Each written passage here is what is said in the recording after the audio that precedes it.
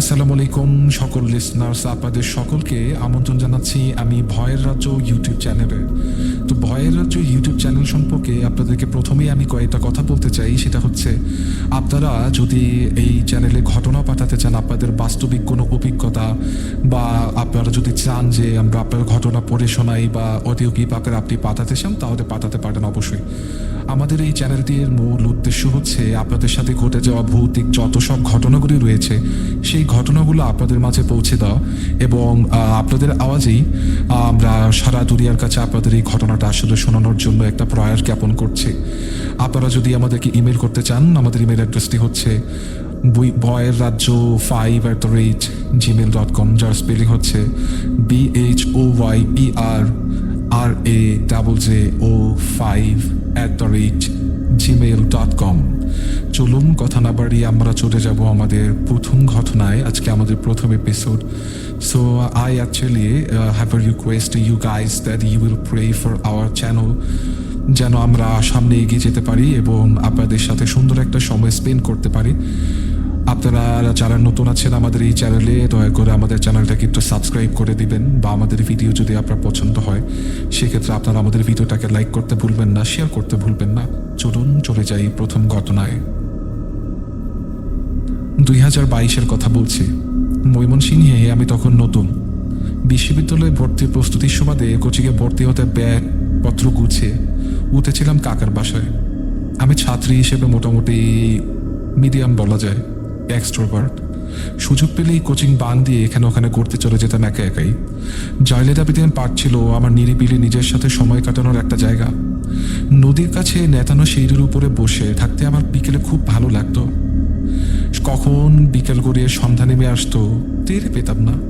সেরকমই একটা দিনে কোচিং শেষ করে কাকার বাসায় না গিয়ে রিক্সা নিয়ে চলে যাই পার্কে।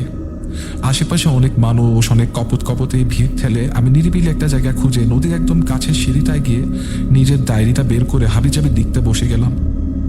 একটা গল্পের প্লট মাথায় এসেছিল তখন। সেই হিবিজিবি গল্প লিখতে লিখতে, খরচা লিখতে লিখতে দেখা গেল আমার ডায়েরির প্রায় 40টা পৃষ্ঠা শেষ। এটা গল্প হতে চলেছে নাকি উপন্যাস সেটা বুঝে উঠতে তখন হিমশিম খাচ্ছি আমি। ঠিক তখনই আমার কানের করে পুরুষ কুণ্ঠিকারোর বিশাল ঢেকুরের আওয়াজ। আচমকা চমকে উঠে আমার হাত এবং দাড়ি থেকে ছিটকে পাশের সিঁড়িতে ঘাসের উপর জাম করতে লাগলো। পাশে তাকিয়ে দেখলাম এক প্রবীণ মানব আমার দিকে তাকিয়ে খ্যাক করে হেসে বলতে লাগলেন, কি মাইয়া ডরেছ? তুমি এখানে একলা বৈশা বৈশা কি করতেছ? সন্ধ্যা হয়ে আসতেছে না, বাড়ি যাও, জায়গাটা ভালো না।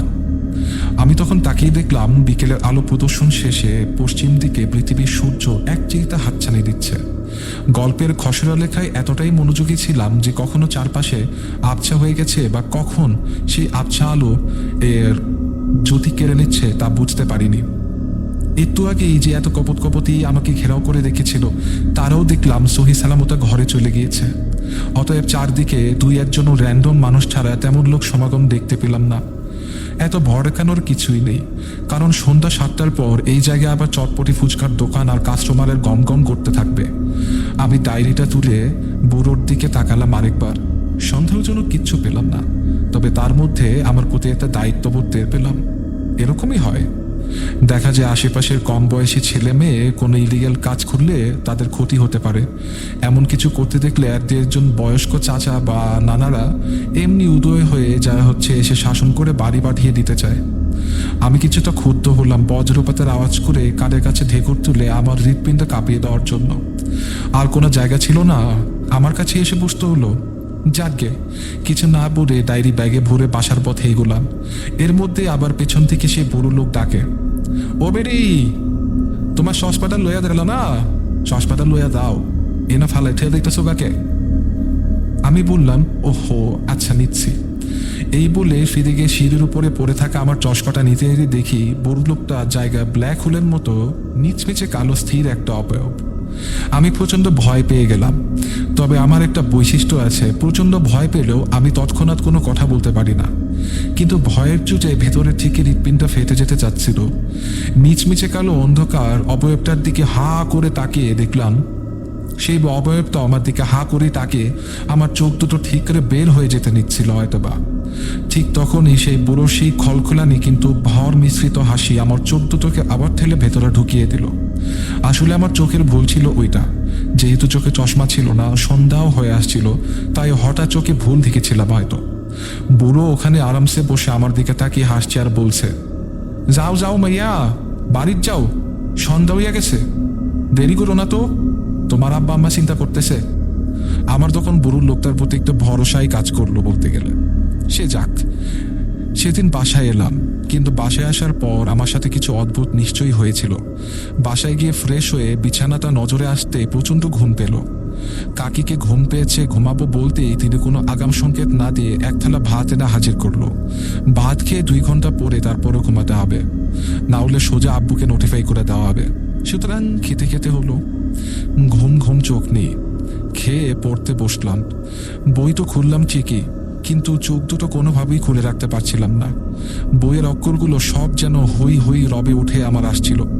আমার চোখের দিকে ক্রমশ ঝাপসা হয়ে গেল।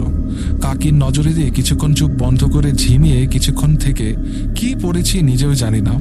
কাটায় কাটায় 2 ঘন্টা হতেই আমার ফোনে আগে থেকে 2 ঘন্টা সেট করে অ্যালার্ম বেজে উঠল মধুর স্বরে। আমি তৎক্ষণাৎ কোনো দিকে না তাকিয়ে বিছানায় পড়ে ঘুমের রাজ্যে পাড়ি জমালাম। হঠাৎ করে এই গতানুগতিক হরর সিনেমার মতো এই রাত 3টার দিকে আমার প্রচণ্ড পানি পিপাসা পেল। এটার কোনো দরকারই ছিল না। কিছুক্ষণ শুয়ে থেকে পানি পিপাসার রেঞ্জটা বোঝার চেষ্টা করলাম, পানি না খেলেও চলবে কিনা। না, কিছুটা পানি গেলে গলাটা ভেজাতেই হবে। উঠে 10 কদম হাঁটলে পাশের রুমের ডাইনিং টেবিল, গিয়ে পানি খেলাম। পানি খাওয়ার পর যেন শরীরটা একটু চাঙ্গা হয়ে উঠল। ভাবলাম আর একটু পর ফজরের আজান দিয়ে দেবে, ততক্ষণ এখানেই বসে পড়তে থাকি।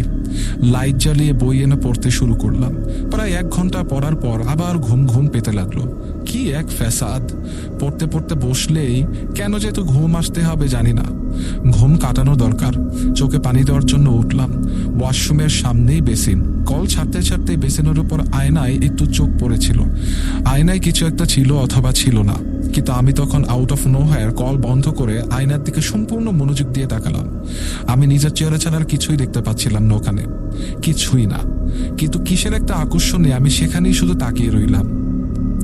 আয়নার ভেতর থেকে আমার মনে হচ্ছিল আমার অবয়বের চোখের দিকে তাকিয়ে আছি।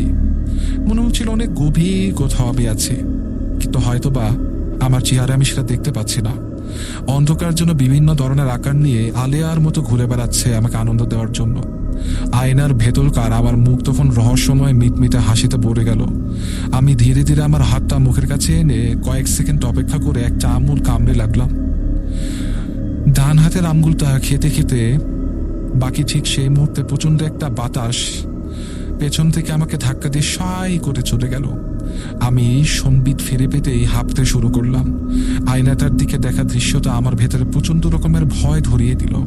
আমার মুখ দিয়ে রা বেরোলো, কোনো কথাই বেরোচ্ছিল না, আর চিৎকার করতে পারছিলাম না।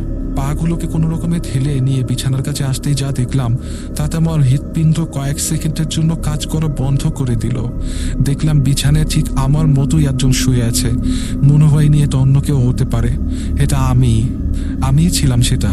হ্যাঁ হ্যাঁ, আমিই ছিলাম। আমি বিছানার পাশে দাঁড়িয়ে বিছানায় শুয়ে থাকা আমিকেই বিস্ফোরিত চোখে দেখছি। আমার মাথা কাজ করা বন্ধ করে দিল। দুনিয়ার সব যুক্তি বিজ্ঞান মাথায় কিচ্ছু আসছিল না। কি করব বুঝতে পারছিলাম না। আসলে কিছু করা উচিত কিনা এই জ্ঞানও লোপ পেয়ে গিয়েছিল। এরপর ভৌতিক কাহিনীর ভিকটিমদের মতো আমিও কোনো ঝামেলা ছাড়াই সসম্মানে জ্ঞান হারালাম। পরদিন সকালে আমি নিজেকে নিজের বিছানায় কাঁথা মোড়ানো অবস্থায় সুখনিদ্রা থেকে জাগরিত অবস্থায় আবিষ্কার করেছিলাম। And yes, this is my story. এর পেছনে অনেক যুক্তি দেওয়া সম্ভব, কিন্তু সেদিন সেই ঘটনাগুলোর পরপর সাজিয়ে একটার সাথে আরেকটা মেলাতে আমার ভালোই লাগে। জয়লত আবেদিন পার্কে সেই দায়িত্বশীল বুড়ো চশমা নিয়ে গিয়ে খালি চোখে তার আসল রূপ দেখা, তার অদ্ভুত ভরসা অথচ ভরসা মাখা হাসি, বেসিনে একভাবে দাঁড়িয়ে থাকার সময় পেছন দিয়ে সাই করে চলে যাওয়া বাতাস, আমার কাছে এসব কিছু একটা একক সত্তা মনে হয়। তারপর থাকে নিজেকে নিজে ভক্ষণ করা, অর্থাৎ নিজের আঙুল চাবানো। বিছানায় নিজেকে নিজে দেখতে পাওয়া হ্যালুসিনেশন নাকি অন্য কিছু? তবে একটা কথা বলি আপনাদের, সন্ধ্যায় জয়নুল আবেদিন পার্কে সাবধানে চলাফেরা করবেন এবং অবশ্যই রাত 3টের সময় বাথরুমে গিয়ে ভুলেও কেউ আয়নার দিকে তাকাবেন না। এই ছিল আমার ঘটনা। আসসালামু আলাইকুম। Thank you dear listeners for listening to the story. আশা করি আমাদের প্রথম ঘটনাটি, আমাদের প্রথম এপিসোডটি আপনাদের ভালো লেগেছে। যেহেতু it's a new channel, so আমরা প্রথম এপিসোডটা একটু শর্টই রাখলাম।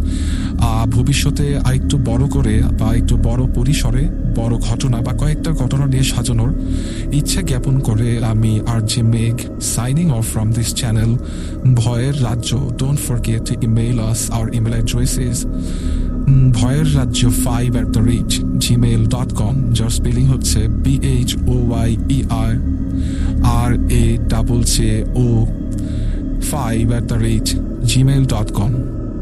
আপনারা সকলে ভালো থাকবেন এবং আমরা আবারও নতুন কোনো ঘটনা নিয়ে বা নতুন কোনো এপিসোড নিয়ে আপনাদের সামনে ফিরে আসার আশা জ্ঞাপন করে আজকে বিদায় নিচ্ছি। Thank you so much for listening to us. Please stay with us and subscribe our channel if you like it. Assalamu alaikum.